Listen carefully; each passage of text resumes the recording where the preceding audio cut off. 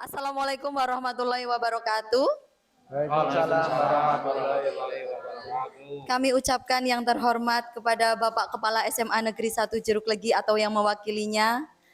Kami hormati Bapak Wagio dan Ibu Endang selaku pemateri dan Bapak Ibu guru karyawan selaku hadirin peserta seminar pada hari ini yang kami banggakan. Puji syukur kehadirat Allah Subhanahu wa taala, Tuhan yang Maha Esa, atas kehadirat dan rahmat-Nya kita dapat berkumpul dalam kegiatan sosialisasi pemaparan rencana tindak lanjut PKG PJOK tahun 2024. Bapak Ibu yang berbahagia, izinkan saya menyampaikan susunan acara pada hari ini. Yang pertama pembukaan, yang kedua sambutan, ketiga penyampaian materi, dan terakhir penutup. Berharap acara pada hari ini terselenggara dengan lancar dan baik, maka marilah kita buka kegiatan pada hari ini dengan mengucap basmalah bersama-sama. Bismillahirrahmanirrahim. Selanjutnya sambutan. Sambutan kepada Bapak Kepala SMA Negeri 1 Jeruk Legi atau yang mewakilinya, kepada Bapak Suprapto, Dr. Andes Bapak Suprapto, kami silakan.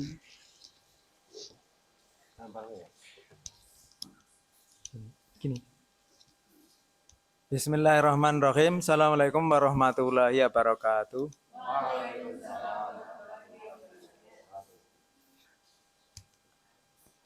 Saya mewakili Bapak Kepala Sekolah mengucapkan selamat berbahagia karena guru kita berdua ini terpilih sebagai guru hebat yang akan mengadakan sosialisasi pengembangan keprofesional sebagai guru olahraga di SMA Jeruk Legi. Kami mohon kepada teman-teman guru sekalian untuk bisa membantu dalam kelancaran teman kita ini berdua untuk melaksanakan program yang direncanakan sebelumnya. Untuk itu kami mengharap dukungan kepada teman-teman guru atau yang di SMA Jeruk Legi untuk bisa membantu mereka. Biar acara program yang diadakan untuk Pak Wagio dan Bu Endang bisa terlaksana dengan baik. Untuk itu kami hanya dapat mengizinkan program ini bisa berlanjut yang sudah direncanakan sebagai untuk melaksanakan kombel yang sudah direncanakan tadi.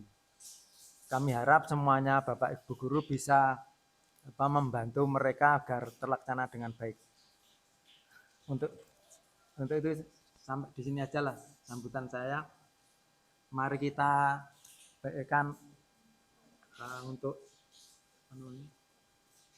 biar bersemangat. SO Jaya. Jergi. Yes. Terima kasih. Assalamualaikum warahmatullahi wabarakatuh. Waalaikumsalam. Terima kasih kepada Bapak Dr. Andes Suprapto yang sudah menyampaikan sambutannya. Yang selanjutnya yaitu pemaparan materi kepada Bapak Wagio dan Ibu Endang, untuk silakan kami beri kesempatan untuk menyampaikan. Dilanjutkan. Udah? Buat Bu MC aja. Oke. Assalamualaikum warahmatullahi wabarakatuh. Waalaikumsalam warahmatullahi wabarakatuh. Oke. Izin saya mengganggu waktu dari rekan-rekan guru di SMA Negeri 1 Jeruk Legi untuk menyampaikan rencana tindak lanjut dari tugas kami, saya dan Pak Wagio, di mana kami mendapat tugas harus melakukan tindak lanjut dari kegiatan diseminasi yang sudah kami lakukan. Oke, untuk program yang pertama, program pengembangan kompetensi guru PKG yang kami lakukan selama 3 bulan ini dan 1 bulan terakhir di bulan Desember. Yang pertama adalah saya mempunyai tema di mana tema itu adalah Semanjer Futsal Language. Potensi yang akan saya kembangkan adalah di sini meningkatkan keterampilan pengetahuan dan karakter melalui sebuah kompetensi atau kompetisi futsal. nanti di mana di sini anak-anak dituntut untuk bisa melakukan peran yang bukan hanya sebagai peran peserta. Akan tetapi kami dengan adanya rencana tindak lanjut di sini, kami punya program kegiatan anak tersebut melakukan peran yang bukan hanya sebagai peserta, yang terdiri dari ada kepanitiaan, adanya MC, adanya wasit, dan sebagainya. Untuk selanjutnya, latar belakang kenapa saya atau kami mendapat tugas ini atau mendapat program ini adalah satu, implementasi rencana tindak lanjut dalam materi futsal itu sendiri, yang selama ini memang anak-anak taunya dari mata pelajaran olahraga. Akan tetapi anak-anak hanya tahu garis besarnya saja. Anak-anak lebih cenderung memahami terkait dengan peran dia sebagai peserta, tetapi mereka awam dengan peraturan yang ada, ataupun menjadi wasit. Bisa jadi mereka awam dengan kegiatan-kegiatan seperti hakim garis, atau arti dari kartu kuning dan kartu merah. Yang kedua, latar belakang di sini adalah minat berolahraga murid di sekolah sangat tinggi. Tentu ini merupakan modal yang dapat dikembangkan oleh saya sebagai guru olahraga atau rekan-rekan semua untuk mengembangkan potensi anak itu lebih lanjut. Karena kalau bisa dibilang di sini adalah waktunya sangat kurang, walaupun tercatat dalam kurikulum materi olahraga itu ada 3 jam. Akan tetapi saat pelaksanaan di lapangan 3 jam itu tidak ada artinya. Karena anak sudah nyaman dan sudah merasakan bahwasanya olahraga ini happy, senang, dan tidak terbebani. Seperti itu. Lanjut lagi, latar belakang yang kedua, pendidikan jasmani olahraga dan kesehatan memiliki peran penting dalam membentuk karakter. Di sini rata-rata olahraga itu taunya kita bergerak, akan tetapi karakternya belum terbentuk. Yang akan saya gunakan adalah sport education model, di mana anak itu akan dibentuk mulai dari menjadi seorang pemimpin, menjadi penanggung jawab, serta menjadi petugas-petugas lain terkecuali peran sebagai peserta.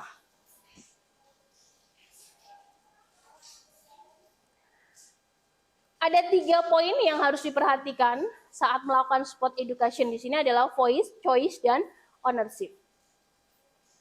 Yang pertama, siswa akan dilibatkan dalam perencanaan turnamen. Berarti siswa itu tidak hanya tahu, oke, siap di lapangan. Akan tetapi siswa dituntut harus bisa membuat bagan pertandingan. Siswa dituntut harus bisa dan tahu aturan-aturan pertandingan. Selanjutnya lagi, yang kedua, siswa dapat memilih perannya. Biasanya yang perempuan-perempuan ini atau mungkin dalam satu kelas, rata-rata yang hobinya futsal laki-laki. Yang perempuan hanya diam saja. Tapi di sini tidak.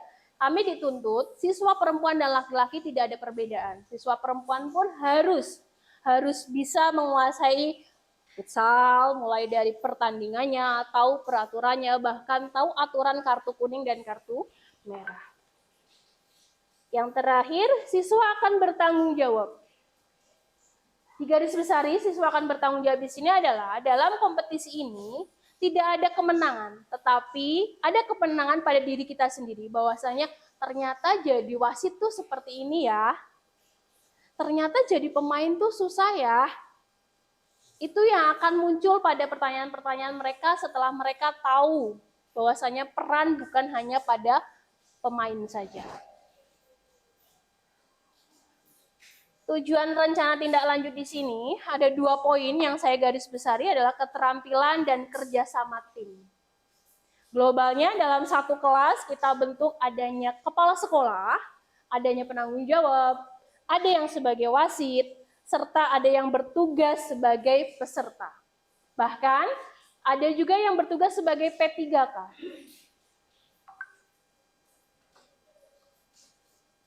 Untuk capaian itu sendiri, capaian dan langkah-langkah, di sini saya memprogramkan dalam memfasilitasi minat olahraga.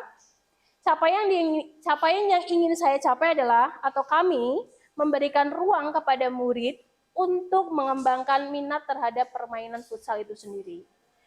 Tugas saya di sini hanyalah, atau tugas kami saya dan rekan-rekan guru di sini adalah mensosialisasikan program RTL. Kedua, memperkenalkan topik proyek kepada siswa.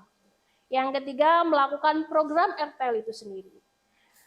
Untuk tindak lanjut yang saya lakukan adalah di sini ada tanggal 24 sampai 26 merancang RTL yang sudah saya lakukan. Yang kedua, tanggal 28 saya mensosialisasikan kepada Bapak Ibu guru atau rekan saya.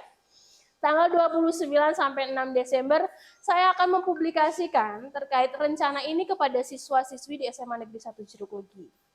Di mana akan pelaksanaannya setelah kita melakukan asas, di mana tanggal 10 sampai tanggal 13 Desember peserta mempraktekkan proyek ini. Kalau di sini dikenal dengan kelas meeting. Cuma cenderungnya kalau kelas meeting di sini adalah dikelola oleh OSIS atau organisasi di sekolah ini. Kalau besok insya Allah akan saya sosialisasikan bahwasanya setiap kegiatan kelas meeting dengan tema yang berbeda-beda atau khususnya punya saya PJOK lebih ke futsal dan punya Pak Wagio lebih ke basket, nanti panitianya itu dari anak, yang main pun anak, seperti itu. Jadi tidak cenderung pada satu organisasi saja. Selanjutnya pemaparan di sini adalah struktur program yang saya lakukan adalah saya melibatkan kelas 10 dan kelas 12 untuk menjadi pesertanya, kelas 11-nya menjadi panitianya. Mitra dan komunitas belajar. Mitra dan komunitas belajar yang saya lakukan adalah dengan rekan-rekan, di sini terdiri dari ada guru multimedia, guru matematika, guru sejarah, dan sampai ada yang sebagai staf atau karyawan dari SMA Negeri 1 Jeruk Legi. Karena terbentuknya suatu program dalam sekolah tidak hanya ruang lingkup guru saja, tapi kita melibatkan semua warga sekolah yang ada, bahkan sampai dengan petugas kebersihan pun sebagai mitra saya di sini untuk melakukan sebuah kegiatan. Kapasitas yang dimiliki oleh sekolah atau kelas. Yang pertama ada aset. Aset di sini ada 3, yang saya paparkan adalah aset manusia, yaitu keterlibatan antara kepala sekolah yang mendukung, yang di sini adalah yang mewakili Pak Prapto, memberikan izin kepada saya, terima kasih Bapak memberikan izin kepada kami berdua, khususnya Pak Wagio dan saya untuk melakukan rencana dan tindak lanjut serta nantinya umpan balik dari rekan-rekan semua. Terus ada model fisik atau aset fisik. Selama ini kita hanya mengetahui aset yang ada adalah lapangan olahraga dan lapangan belakang yang kita punya. Ternyata di sini tidak hanyalah halaman sekolah, ruang kelas juga dipakai untuk kegiatan kita berdiskusi dan merancang. Selanjutnya tantangan yang dihadapi. Seperti kita melakukan proyek P5. Banyak dari rekan-rekan yang koordinasinya kurang baik. Mungkin salah satunya ada yang saling mengandalkan. Di anak pun akan terjadi seperti itu. Maka dari itu, kami atau saya dan rekan-rekan di sini tugasnya adalah memfasilitasi dan mendukung serta mengarahkan proyek itu berjalan. Oke, dengan slide yang terakhir adanya rencana evaluasi umpan balik siswa. Kami akan mengumpulkan umpan balik berbentuk video juga ataupun berbentuk LKPD, di mana LKPD ada tugas serta ada umpan balik dari siswa. Dokumentasi kegiatan siswa tidak bertugas, tetapi siswa melakukan dokumentasi mulai dari kegiatan perencanaan sampai pelaksanaan. Yang terakhir, pengamatan selama kegiatan, mencatat hasil pengamatan selama pelaksanaan program tersebut dan termasuk dengan kendala yang ada. Jadi nanti dari rekan-rekan di sini mendampingi siswa di kelasnya untuk melakukan perencanaan serta tindakan-tindakan apa yang harus dilakukan dan apa saja sih tantangannya. Mungkin itu pemaparan dari tindak lanjut saya pribadi dari tugas PKG PJOK. Terima kasih. Dilanjut dengan presentasi kedua, yaitu presentasi dari Bapak Wagio.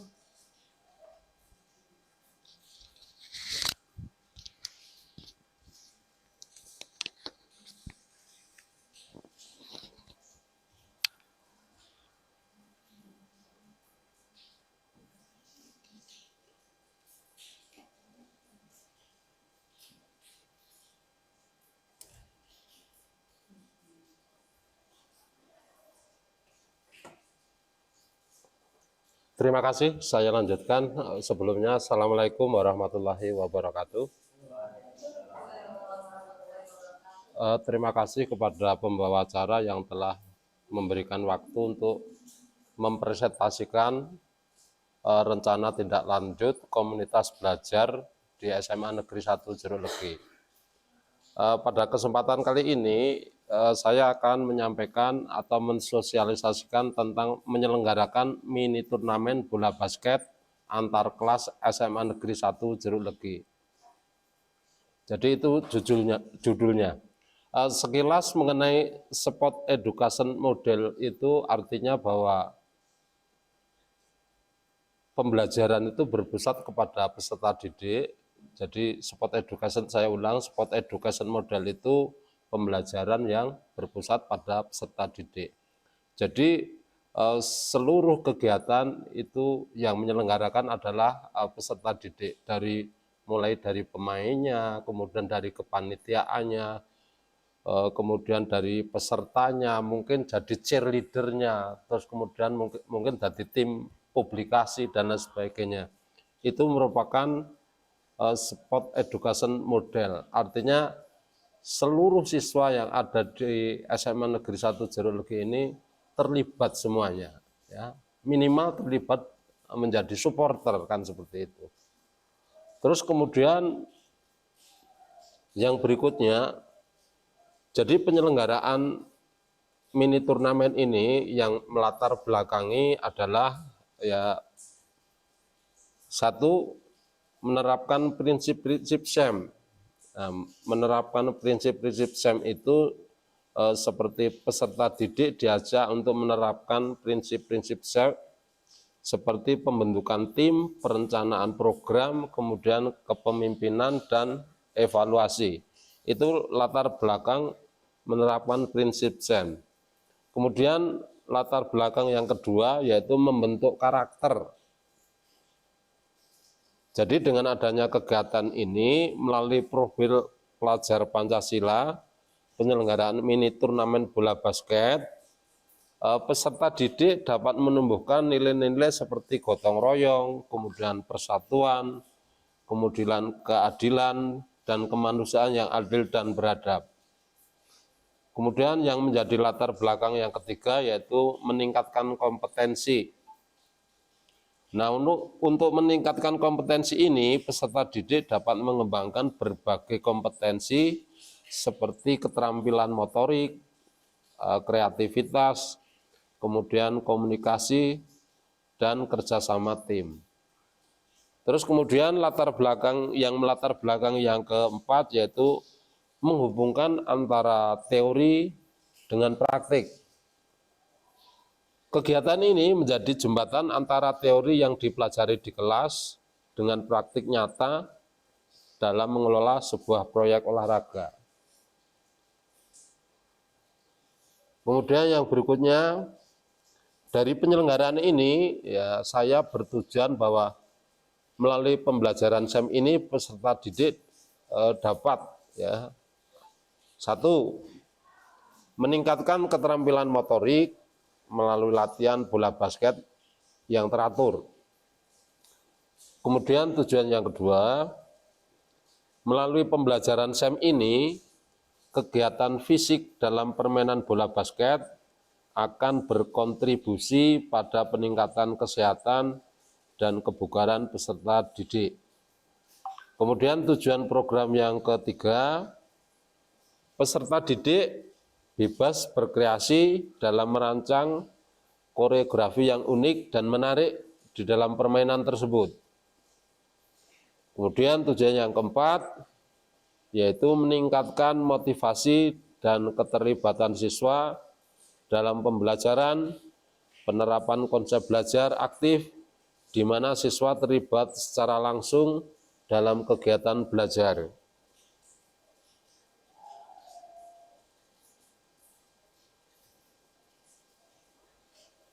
Kemudian yang berikutnya,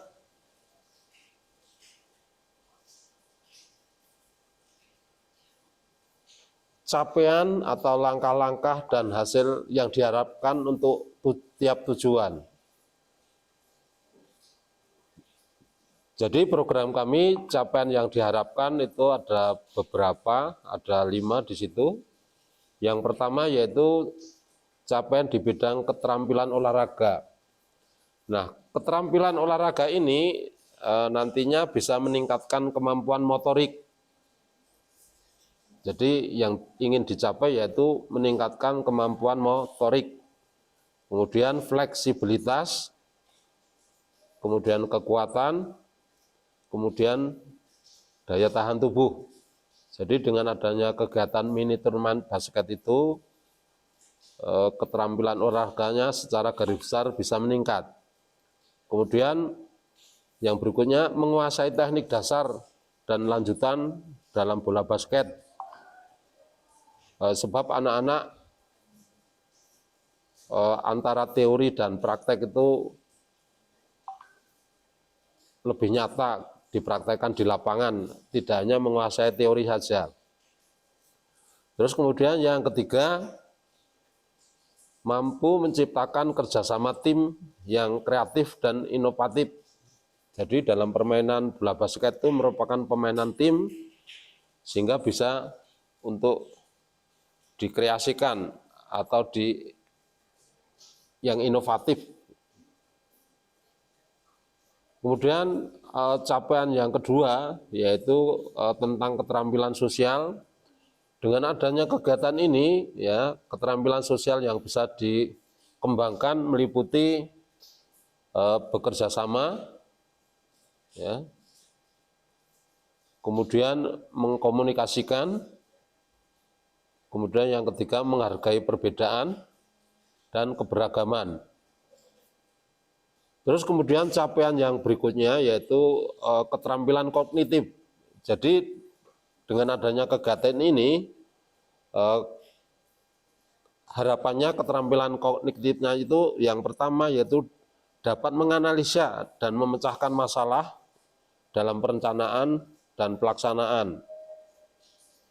Kemudian yang berikutnya mengevaluasi kinerja diri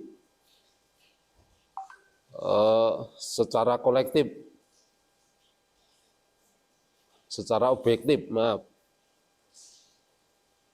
Terus kemudian yang berikutnya bisa mengambil keputusan yang tepat, ya. Kemudian yang berikutnya yang keempat, capaian yang diharapkan tentang karakter. Jadi dengan adanya permainan ini diharapkan karakter anak itu dapat tumbuh rasa percaya diri dan keberaniannya. Kemudian yang kedua, mengembangkan sikap disiplin dan tanggung jawab. Kemudian karakter berikutnya, menanamkan nilai-nilai Pancasila ya, melalui tema penyelenggaraan mini turnamen bola basket. Kemudian capaian yang kelima yaitu pemahaman konsep SEM. Jadi diharapkan anak-anak kita itu mengerti apa itu SEM, ya. Yang satu memahami prinsip-prinsip dasar SEM-nya, kemudian yang berikutnya konsep SEM dalam konteks yang nyata atau dipraktekkan secara langsung, tidak hanya sekedar teori saja. Itu capaian yang perlu dicapai oleh program tersebut. Kemudian untuk mencapai capaian tersebut, langkah-langkah yang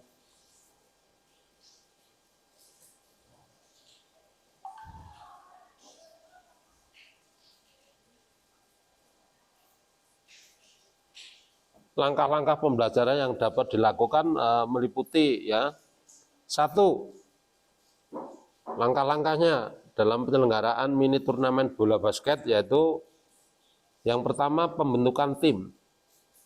Nah, pembentukan tim ini meliputi bahwa tiap kelas membentuk satu tim basket putra maupun putri. Kemudian yang kedua, setiap kelas memilih nama dan logo timnya masing-masing. Kemudian yang ketiga, menentukan peran dan tanggung jawab masing-masing anggota tim. Kemudian langkah yang kedua yaitu meliputi perencanaan. Nah, perencanaan ini meliputi membuat jadwal latihan yang realistis atau yang nyata. Yang kedua, merancang kemampuan teknik anggota tim.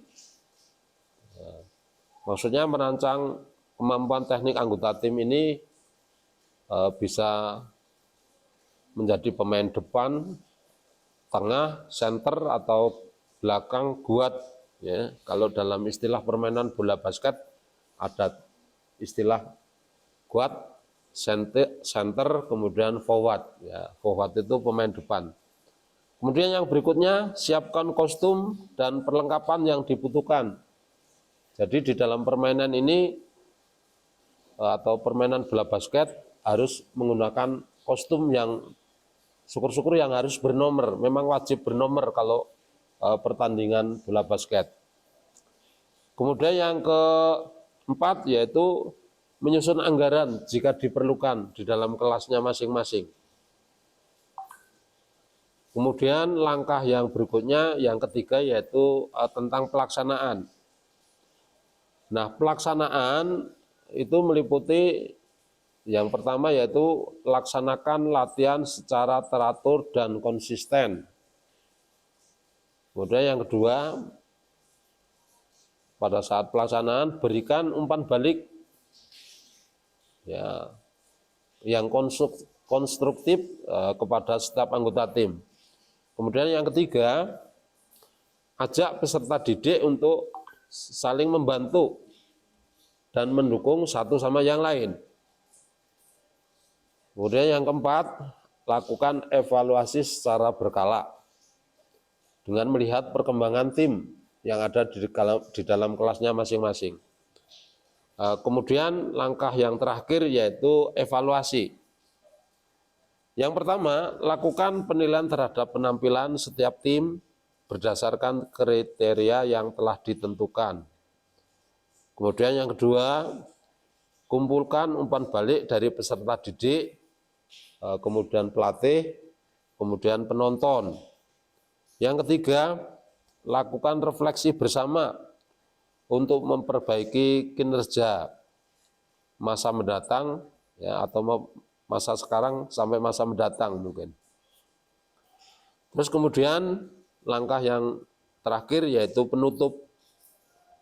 Nah, di dalam penutup ini pada kegiatan mini turnamen ini sebisa mungkin diadakan upacara penutupan ya, itu untuk tujuannya untuk memberikan penghargaan kepada tim yang berprestasi atau tim yang menang, itu diberikan apresiasi yang berupa penghargaan, piala atau uang.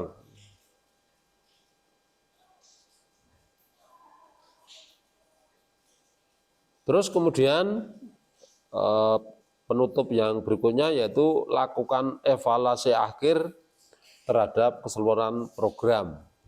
Apabila program berjalan dengan baik, mungkin dievaluasi tahun besoknya lagi lebih baik lagi daripada penyelenggaraan saat ini. Terus kemudian struktur program dan mitra dalam komunitas belajar.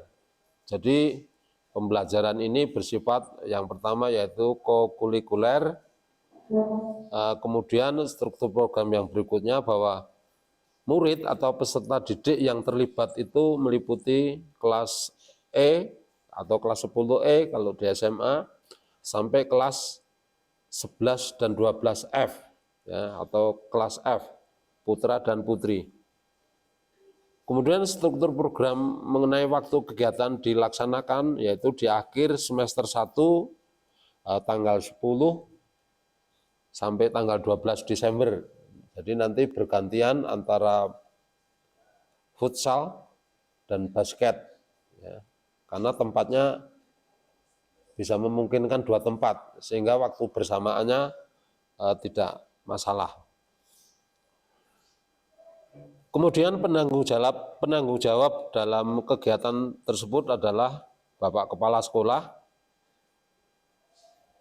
yang menjadi lokomotif atau fasilitator, yaitu adalah guru mapel PJOK setelah bermitra dengan kelompok belajar sekolah yang lain.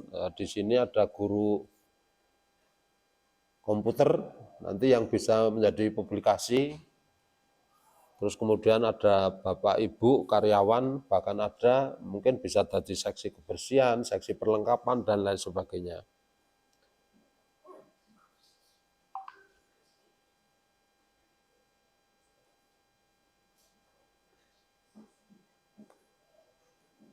Terus kemudian mitra yang berikutnya yaitu wali kelas sebagai koordinator dengan menggerakkan masing-masing kelasnya, ya, sehingga terlibat aktif di dalam kegiatan tersebut dengan adanya wali kelas. Terus kemudian yang berikutnya yaitu slide ke-7, yaitu pernyataan tentang kapasitas yang dimiliki sekolah. Jadi aset di sekolah itu sebenarnya banyak sekali. Ya, di sini hanya saya tuliskan 3 saja cukup ya. Yang pertama yaitu aset manusia. Jadi aset manusia itu di sekolah itu meliputi Bapak Kepala Sekolah, bisa guru dan karyawan, kemudian orang tua siswa, kemudian siswa itu sendiri. Terus kemudian tentu saja yang kedua fisik. Jadi aset fisik ini sekolah kita itu mempunyai lapangan basket, kemudian yang berikutnya perlengkapan dan peralatan pertandingan atau sarana prasarana itu lengkap. Terus kemudian yang berikutnya finansial. Jika ada pengeluaran itu bisa dianggarkan melalui dana BOS yang ada di sekolah. Terus kemudian yang kedelapan, rencana evaluasi. Jadi dalam tahapan implementasi pembelajaran SEM, masing-masing tahapan harus dievaluasi, yaitu evaluasi dan refleksi penerapan SEM dalam PJOK. Hal-hal yang harus dievaluasi yaitu meliputi 1, tujuan pembelajaran dengan meninjau ketercapaian tujuan pembelajaran dalam SEM. Artinya bahwa tujuan yang telah direncanakan itu berhasil atau tidak, itu atau dievaluasi. Bahkan mungkin bisa dibandingkan dengan tahun yang lalu. Terus kemudian yang kedua, umpan balik dari murid, yakni dengan mengumpulkan pendapat peserta didik dan hasil refleksi. Yang ketiga, refleksi guru terhadap perencanaan, pelaksanaan kegiatan, dan pengelolaan SEM. Yang keempat, yaitu evaluasi kinerja tim dalam pelaksanaan kolaborasi dalam pembelajaran SEM. Yang terakhir, yang kelima, yaitu manajemen kelas mengenai keaktifan peserta didik dalam pembelajaran SEM. Aktif atau tidak, itu dievaluasi.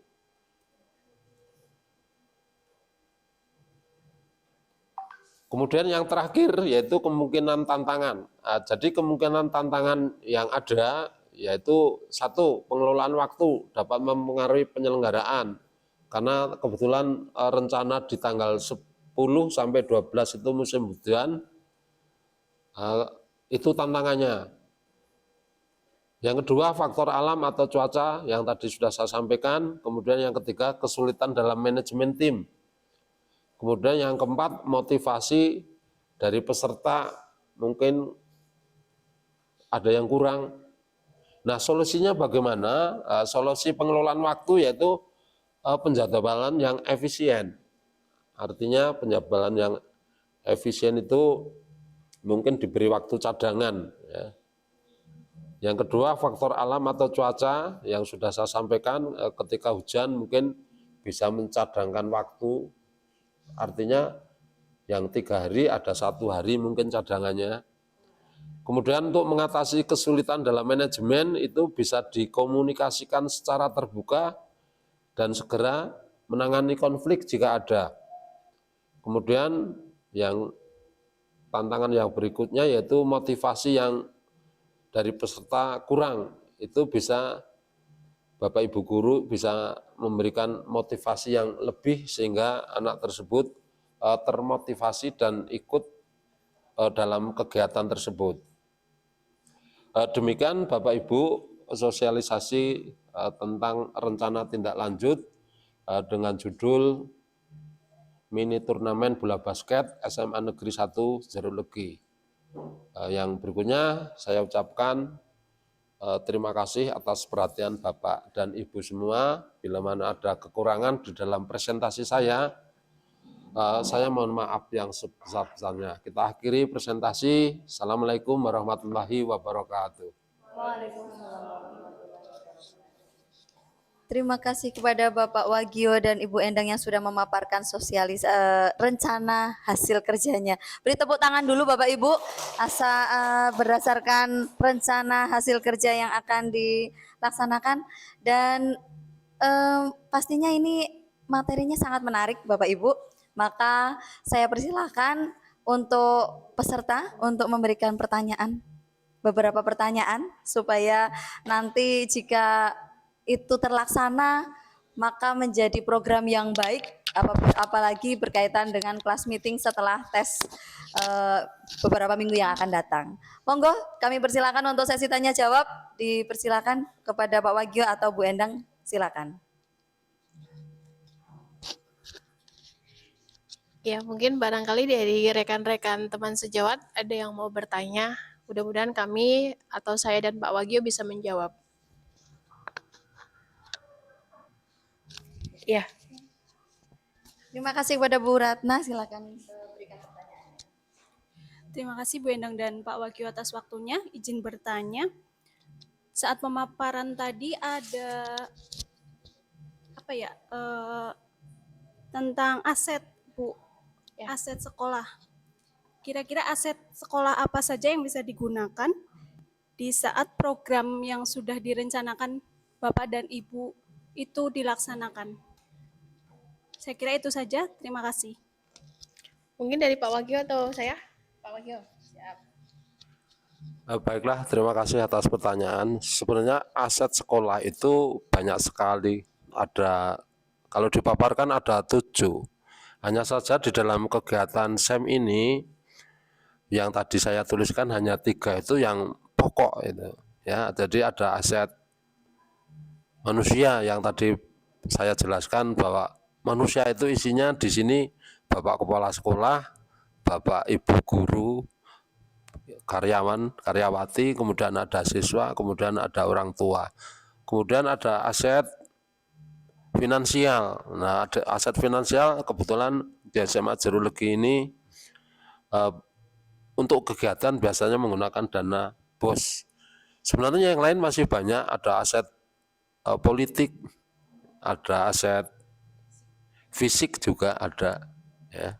Jadi memang yang saya paparkan hanya 3 saja. Demikian ya. Silakan, mungkin akan ditambahkan sedikit dari Bu Endang. Oke, izin menambahkan dari pertanyaan Ibu Ratna ya tadi tentang aset. Betul, yang disampaikan Pak Wagio adalah kita mempunyai 7 aset. Cuma untuk pemaparan di sini kita hanya memanfaatkan aset manusia, fisik dan finansial. Akan tetapi aset lingkungan bahkan aset politik, budaya pun ada. Untuk yang berbaur dengan kami di kegiatan sport education ini kita hanya memakai 3 aset saja.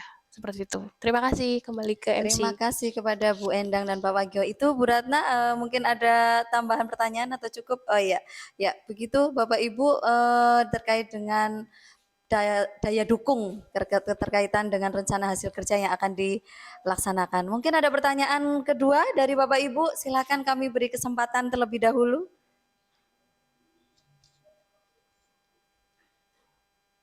Cukup? Oke, baiklah. Cukup nggih? Nggih. Baiklah Bapak Ibu, sementara ini adalah hasil rencana kerja yang sudah dipaparkan oleh Pak Wagio dan Bu Endang, semoga berjalan dengan lancar dan kita sebagai warga sekolah mendukung dengan kegiatan yang sudah direncanakan oleh Pak Wagio dan Bu Endang berjalan lancar. Demikianlah Bapak Ibu paparan sosialisasi terkait dengan RHK yang disampaikan oleh Pak Wagio dan Bu Endang.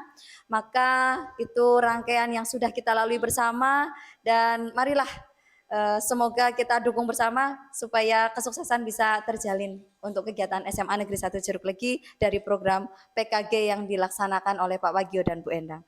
Terima kasih Bapak Ibu yang berbahagia. Marilah kita tutup kegiatan pada hari ini dengan membaca basmalah alhamdulillah bersama-sama. Alhamdulillahirabbil alamin. Baiklah, saya selaku pewara, apabila ada tutur kata yang tidak berkenan, saya mengucapkan mohon maaf dan terima kasih. Wassalamualaikum warahmatullahi wabarakatuh. Waalaikumsalam warahmatullahi